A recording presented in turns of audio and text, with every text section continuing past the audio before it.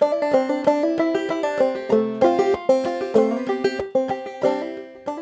to another episode of The Grass is Green in Pittsburgh, a podcast about events, organizations, opportunities, and spaces that make Pittsburgh such a wonderful place to find, build, and strengthen community. I'm your host, Julianna Warner. For this episode, I checked out a monthly shape note singing event organized and led by Penny Anderson. So death will soon be, so death will soon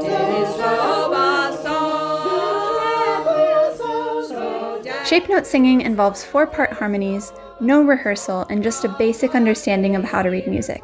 It's welcoming to all, and it's a lot of fun. I spoke with Penny Anderson about the origins of shape note singing and about her decision to start this group in Pittsburgh.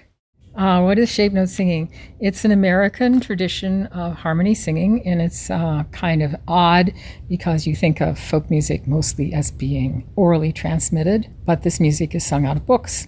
And it's called shape note music because back around 1800, some people got a bright idea of printing standard musical notation except using 4 different shapes for the note heads.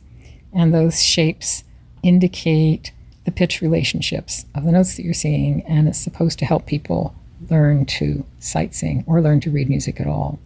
So as we were singing the songs today, you can't help but notice a lot of them, or maybe all of them, are religious. Yeah, it's basically in origin a Protestant tradition, although, of course, all kinds of people sing it now. Yeah. So we got a couple of Quakers. I don't go to church. Some people I don't know whether they go to church. Some people are Jewish. So it's welcoming to all. Yes, this is a tradition that in its traditional form was a Protestant tradition. But, you know, there was a folk revival in this country in the 50s and 60s and 70s. And the return of this kind of singing to the cities and to the north and the spread of it all over the world, really, because it has spread to Europe, for instance. There's supposedly a great sing. I have a friend in Berlin. She says there's a great sing there. So it's spreading everywhere. Yeah. And, you know, in its folk revival aspect, it's for everyone. And, you know, everyone relates to the words however they relate to them. We do try to sing them with respect. Yeah. You know, because it's a tradition that we respect.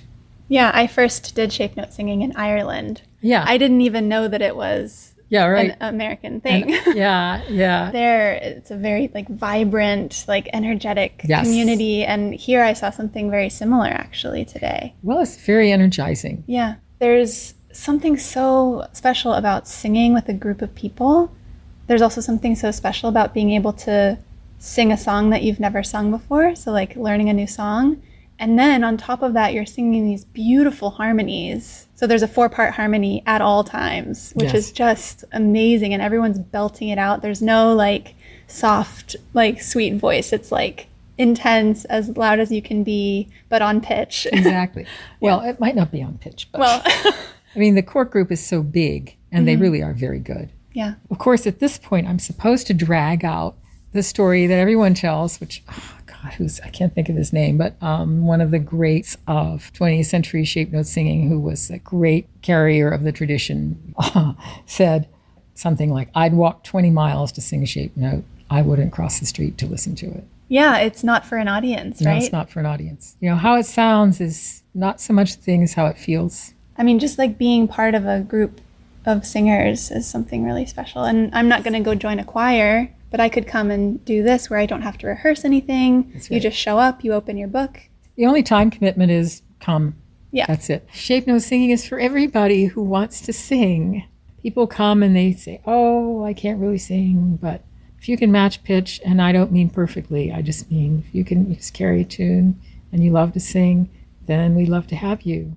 For we are voices I should raise when our salvation's rock we praise. Yeah, just tell me about shape note singing, your involvement in it. Yeah. What's your story with it? Well, I got started in the 80s. I was in graduate school here in Pittsburgh, which is my hometown also. And it was my brother who got me involved in it. I was also in a sort of a little scrappy Irish band with him. But anyway, he got me involved. The organizers at that time were Dean Root and his wife, Doris Dyan. They were very knowledgeable and great to sing with. But, they had kids and got very busy, and I went away. And when I came back to Pittsburgh in 2007, there was a very small group kind of creeping along, and that kind of fell apart. And I just kind of picked it up because I wanted it to keep going. And I had it at my house for a while, but I had a very, very small living room. So it didn't grow while I was having it there. But St. Andrew Lutheran very generously hosted us for nothing for years, in a very beautiful space they have. When COVID hit, we stopped going there. And when we resumed, things had gotten a little difficult at St. Andrew because they had a new pastor who was a great guy, but they were using the room differently, and it was just a hassle. So we started meeting here. And, since we started meeting at churches, it's been a lot easier to grow the group a little bit. Sometimes we still only have 6 people. Sometimes we have 18 or 20. We have a lot of new people coming. Sometimes people come, they seem to be really happy. They come once, we never see them again. Sometimes they become regulars or semi-regulars. You not only organize, but you also lead all of the songs can you explain that process? Oh, yeah. So there's pitching and there's leading. So I pitch all the songs and I lead most of the songs. So those are really 2 separate things, except that I do them both because when I picked up this role, there was nobody else doing it. I didn't know how to do them when I started doing it, but it's pretty simple if you're a musician at all. So pitching just means we don't necessarily sing the songs at the actual pitch that's written on the page. And the reason for that is sometimes the pitch that they've written on the page is not realistic to sing. Because the people who edited this music in the first place are trying to avoid what are called ledger lines, letters going above or below the staff. And that makes it easier to read the music if you avoid the ledger lines. But it also means sometimes you're pitching it where it's not realistic for people to sing it. And there's also our particular group's particular needs. Because we have very few men, we have women singing tenor. That means I tend to pitch it high, right? Often higher than written, so that the women can hit the low notes. So that's pitching. And so I do that first, unless I forget. And then I have to figure out a tempo because I'm going to be leading, which just means basically waving my arm in certain patterns to keep everybody together. And you saw other people are also waving their arm. It helps when you can always see somebody doing that. And it also helps them. It's very helpful. I keep trying to urge everyone to wave their arm because it really helps you sing. Yeah, so you give us... I give each part their pitch, right? Their starting note. Make sure that they know where they're starting. Yeah. And then we do what's called singing the shapes or singing the syllables.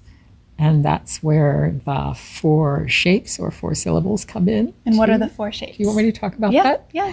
Okay, so back in the 17th century, it was standard to teach singing, or I think indeed music at all, using 4 syllables. If you think about the do-re-mi system that almost everybody has heard of, this is like that, only instead of using do-re-mi, fa, sol, la, ti, do, we just use fa, sol, la, mi, fa. So some of the syllables are reused. We don't have enough syllables to go around, so to speak, and you might think it's terribly confusing, but it actually works pretty well. And if you actually manage to internalize how these syllables map onto a scale, then they can really help you sight read. Not that many of us actually do that. Okay. But I think that everybody does internalize a sense of, well, if I sing the wrong thing, there's something in your brain saying, no, the syllable is saying, don't do that. There's just a process of association that helps with the sight reading. So when we sing the syllables, what we do is we look at the music. For instance, we might see a note with a round head, a round shape, and we know that the syllable is so. Then we might see a note with a triangular shaped head. We know the syllable is fa, and we know pitches that are associated with those, and so we can sing it by looking at it. And we sing fa, fa, right? Because that's what it's telling us to do. So we sing our parts that way. Sometimes if the music is unfamiliar and people aren't getting it very easily, we might break out one part and just sing that part so that people aren't getting lost. And once we've sung the music without any words, but just with these funny syllables, then we put the words to it. And the songs are very short. Very short indeed. So if you don't catch it, it's okay. We'll move on to the next one. Yeah, no, we don't rehearse them. We don't work them. We might repeat them because we like them. But one shape note singer told me the first time she heard people sing the shapes, she thought they were singing in tongues. Yeah. She couldn't figure out what they were doing. Right, yeah, because it seems arbitrary because Yeah. you're looking at these shapes on the page. Well, and also it sounds very weird because since for instance, the tenors and the basses are singing different notes, they're therefore singing different syllables. So they're not singing the same words at the same time either. Right. So it makes it sound very weird. Yeah.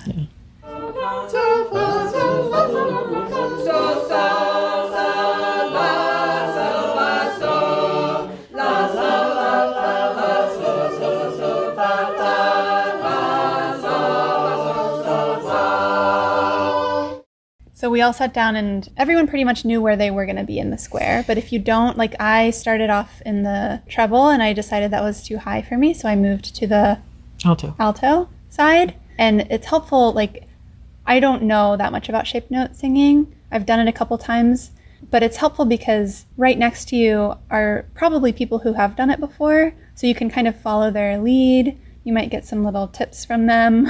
I had someone next to me who was pointing out like, okay, we're going to repeat this part because of this symbol. And so even if you don't read music, you can probably jump in, right? Would you say? Pretty much can. It's very simple music, right? It's not like coming in and trying to sight read Mozart. The music isn't going to modulate. There's not going to be a lot of accidentals. It's not complicated music. It's folk music. Right. And what are the 4 parts? The 4 parts are bass, tenor, alto, and treble, which treble is the older name, but it's a soprano range. Mm-hmm. I think that a lot of the terminology, as well as some of the ways that the music was composed, are derived from older English traditions, and they did call the part treble. And it was usual in the older compositions to put melody in the tenor.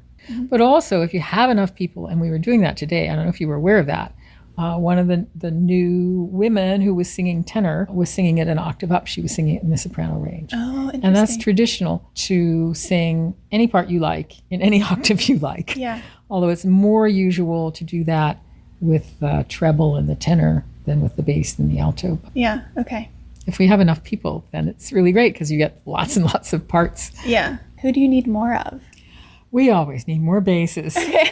We love basses so much. Yeah. You know, there's always a shortage of men in singing in this country, which is sad because they're really missing out. It's cultural, I guess. And that part is beautiful. Oh, it's great. Having a strong bass part is gold. It's pure gold.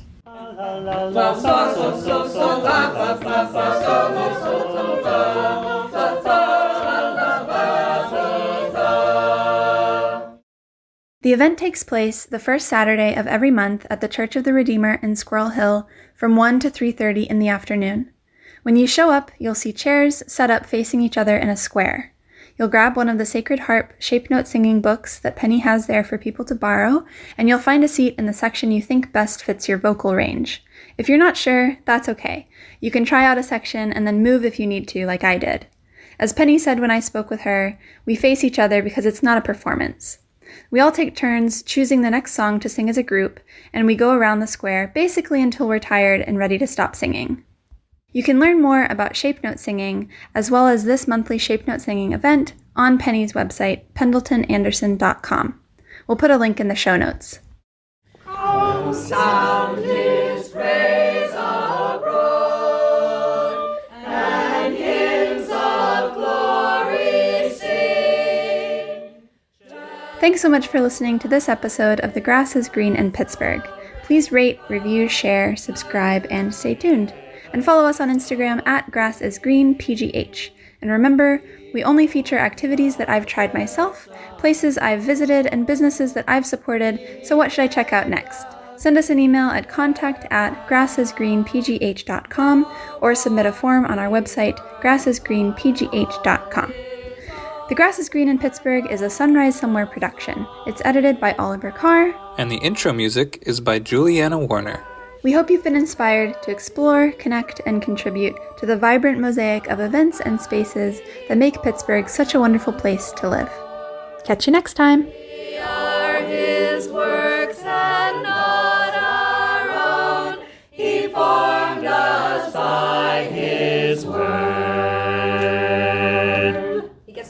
Beautiful. Thank you.